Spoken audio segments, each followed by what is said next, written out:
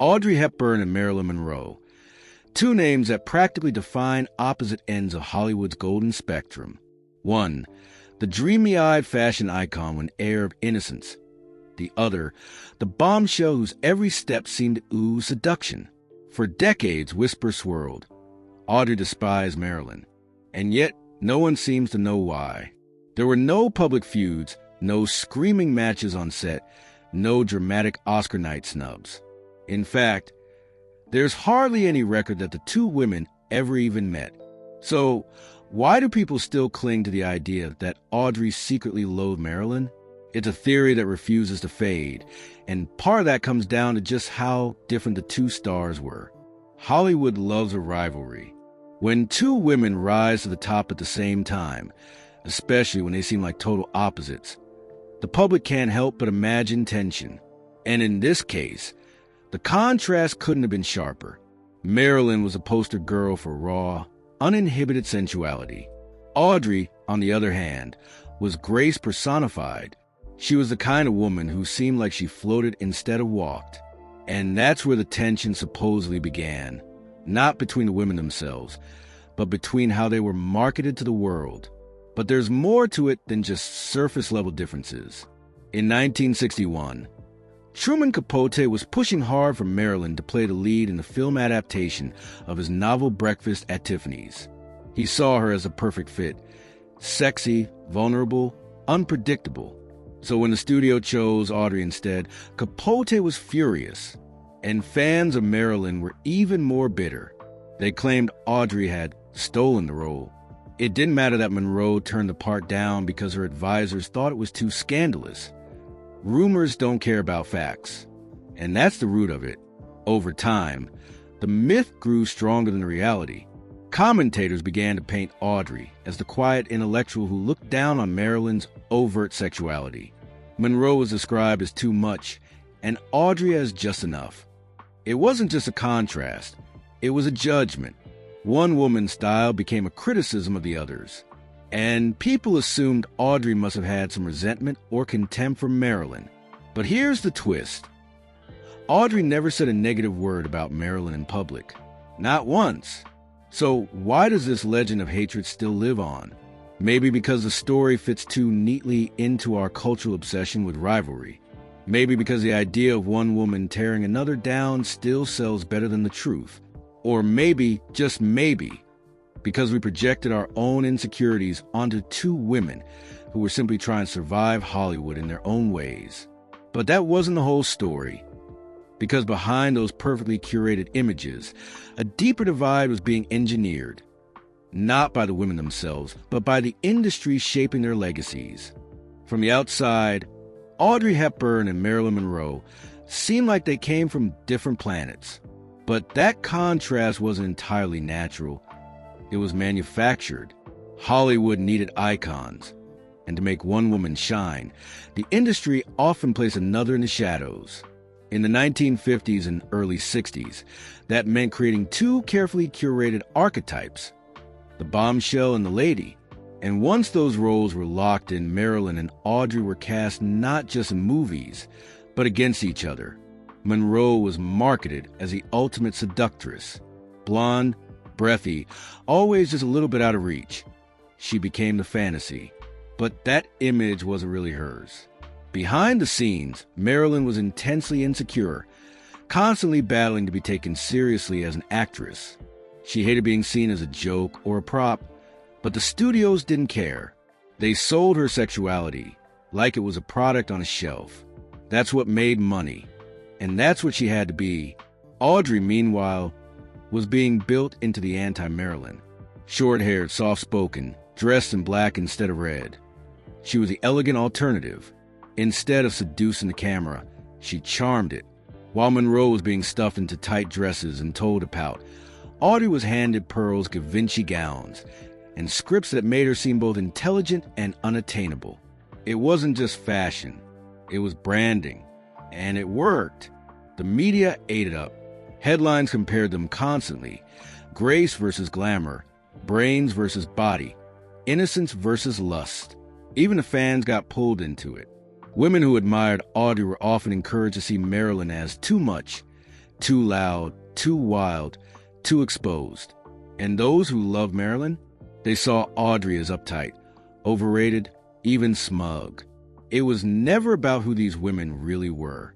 It was about what they represented. But here's the part no one talks about. Both women were trapped. Monroe couldn't break free of the sex symbol persona, and Audrey was stuck in the good girl cage. Neither one had much control over the roles they were allowed to play, not just on screen, but in the public eye. The world needed them to be opposites, so that's what they became. This carefully orchestrated duality helped fuel the myth that Audrey disdained Marilyn. After all, if you're the classy, modest one, you must look down on the sexy blonde, right? But Audrey never played into that. She never criticized Marilyn's choices or image. The rivalry was invented by writers and reinforced by studios. It made headlines and it shaped careers, but it wasn't real. Still, the damage was done. Hollywood's labels had drawn the lines, and in a world that only allowed room for one kind of successful woman at a time, the idea of two very different stars coexisting peacefully didn't fit the narrative. But what really lit the fire beneath this myth? A single movie role, the one that was supposed to go to Marilyn, but ended up defining Audrey's legacy. If there was one moment that solidified the supposed tension between Audrey Hepburn and Marilyn Monroe, it was the casting of Breakfast at Tiffany's. The role of Holly Golightly wasn't just another part. It was the kind of character that could redefine a career. And for Truman Capote, the author of the novella, there was only one person who should have played her: Marilyn Monroe. Capote didn't just prefer Monroe for the part. He wrote Holly with her in mind. In fact, he publicly said that Audrey was completely wrong for the role. To him, Marilyn embodied the contradictions of Holly: vulnerable yet manipulative, fragile yet dangerous, seductive yet strangely innocent. She wasn't just a good fit, she was the ideal. But the studio had other plans.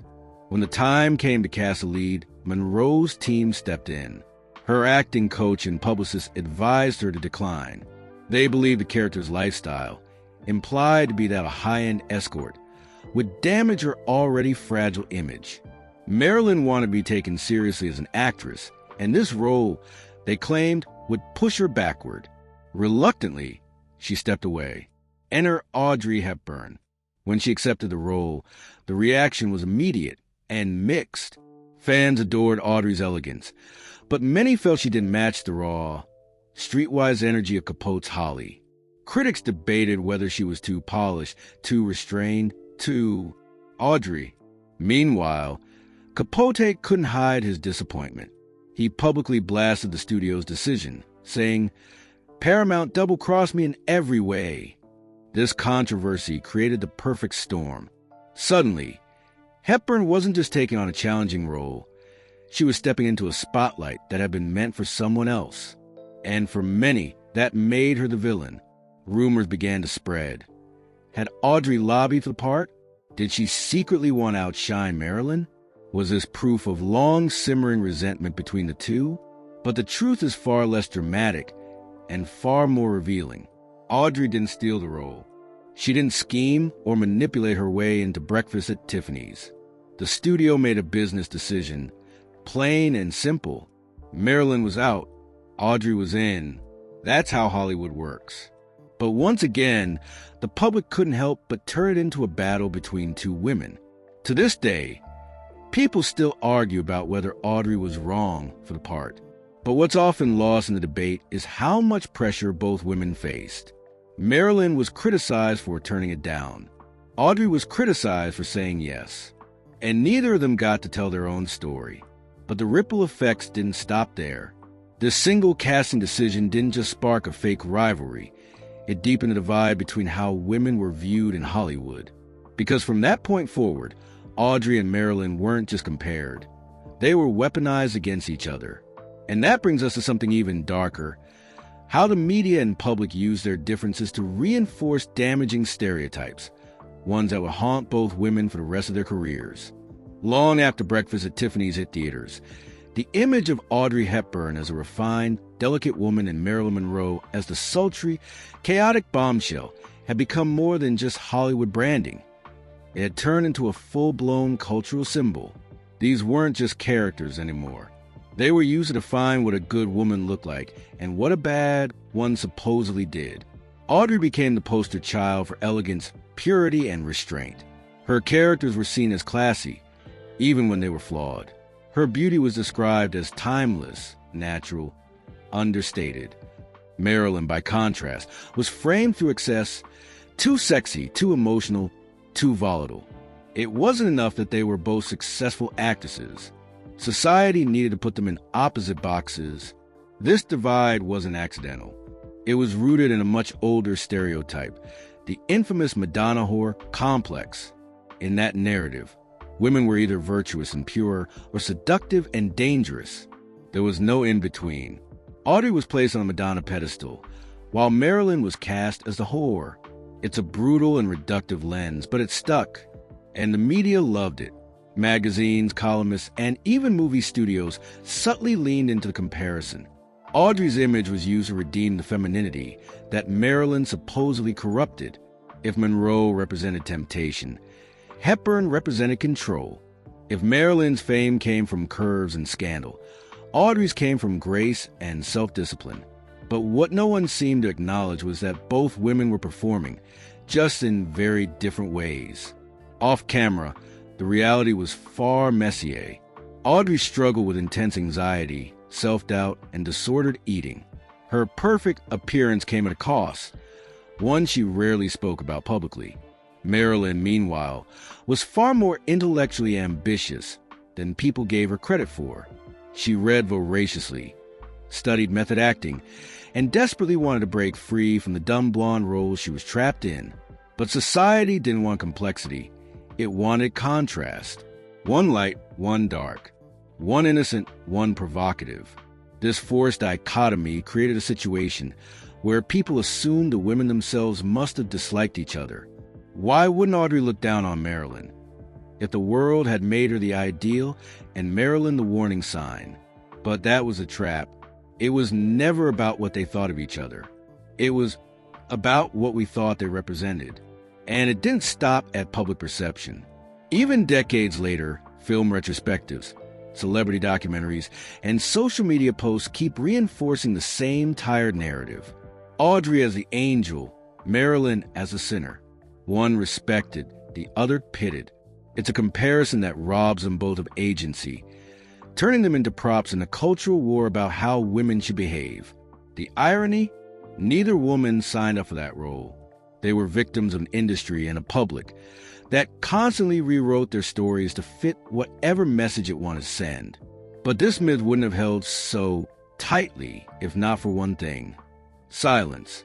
Because when neither Audrey nor Marilyn ever spoke up about each other, the world filled in the blanks with its own twisted version of the truth. By the time the 1970s feminist movement began dissecting old Hollywood, Audrey Hepburn and Marilyn Monroe were already etched into cultural history, not as real women, but as symbols. And ironically, both were held up as opposing examples of what women should aspire to or reject. But here's the catch. Neither of them had any say in the roles they were being forced to play. Again, second-wave feminists were quick to call out how the media exploited Marilyn Monroe. She was a textbook example of how women were objectified and discarded once their sex appeal faded. Monroe's legacy became a cautionary tale. Be too sexy, too vulnerable, and the world will chew you up and spit you out. But even as feminists tried to reclaim her, they still overlooked just how intelligent and ambitious she really was. They mourned her tragedy, but rarely celebrated her strategy. Audrey Hepburn, meanwhile, was elevated as a respectable, kind of feminine ideal. She was graceful, soft-spoken, and famously devoted to charity work later in life. But even that praise came with pressure. The same narratives that had trapped Marilyn in the role of the seductress now trapped Audrey in the role of the saint. She wasn't allowed to be messy or contradictory.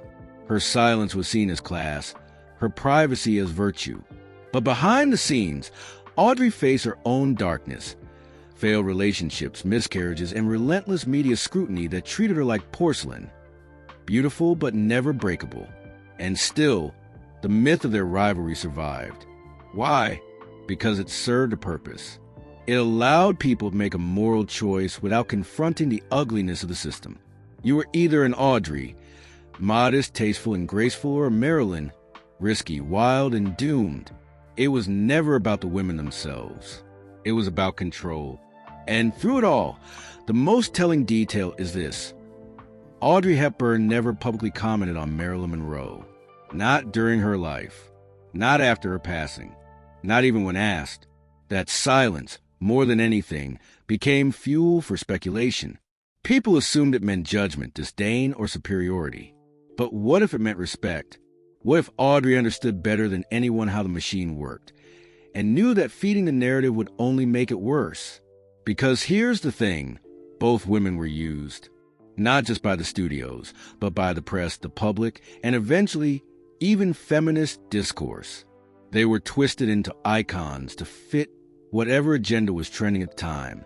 Their pain, their power, their humanity, all edited down into two neat little archetypes that never really fit. And in that silence, Audrey's quiet grace and Marilyn's unanswered cries was the real tragedy. Two women who never fought each other, but were forced to play enemies in a drama neither of them wrote. But even after death, the story wasn't finished. Because what happened after Marilyn's passing would finally reveal the one moment that gave everyone the wrong idea and kept the rumor alive for decades. When Marilyn Monroe passed in 1962, the world mourned. The headlines were explosive, the speculation endless. And amid all the noise, one woman's silence stood out: Audrey Hepburn. She said nothing publicly. No tribute, no condolences, no televised grief. And for some people, that was all the proof they needed that Audrey simply didn't care. But the truth behind that silence is far more complicated and revealing. The two women had never worked together. They were rarely seen at the same events. And yet, they were constantly linked by comparison, forced into a fictional feud. So when Audrey didn't issue a public statement after Marilyn's death, rumors exploded. Whispers began swirling in tabloids and fan magazines, with headlines asking why the classy Hepburn hadn't honored her so-called rival. The silence was painted as coldness. Some even claimed Audrey had refused to speak about Marilyn, as if out of spite. But behind the scenes, the reality was much quieter and much sadder. Audrey had just given birth to her second son a few weeks before Marilyn's passing. She was home, recovering from a difficult pregnancy, and far removed from the Hollywood press circuit. In private conversations, she reportedly expressed sorrow and shock over Marilyn's death. But Audrey wasn't the type to turn grief into a public statement. She never had been, and she wasn't about to start now. Years later, when asked in an interview about Hollywood's lost icons, Audrey briefly mentioned Monroe. Her words were measured, maybe too careful. She said, "She was a victim of the industry, a beautiful, fragile person. We didn't know each other well." To some, it came off as detached. But if you listen closely, there's no cruelty in it, only distance and perhaps regret. She wasn't judging Marilyn. She was mourning the system that failed her. Still, that quote, "We didn't know each other well," became the centerpiece of the myth. It sounded cold. It sounded dismissive. But it wasn't. It was honest. They didn't know each other. They were never enemies. They were never even friends. Just two women walking different tightropes on the same brutal stage. But that wasn't the story people wanted. A quiet acknowledgement doesn't go viral. Nuance doesn't trend. So the myth endured. Audrey hated Marilyn. She envied her fame. She resented the comparisons. She looked down on her choices. None of it was true, but none of it needed to be. A single misunderstood quote and years of media-fueled rivalry were enough to keep the lie alive. Today, both women are still icons, but rarely allowed to be more than that. One frozen in black satin gloves and pearls, the other in a white dress over a subway grate. Two-dimensional, beautiful, tragic, and still misunderstood. But maybe now, with a closer look, we can stop choosing sides and start seeing the real story, not of a rivalry, but of two women, both used by the same system, both broken in different ways, and both still trying to be heard.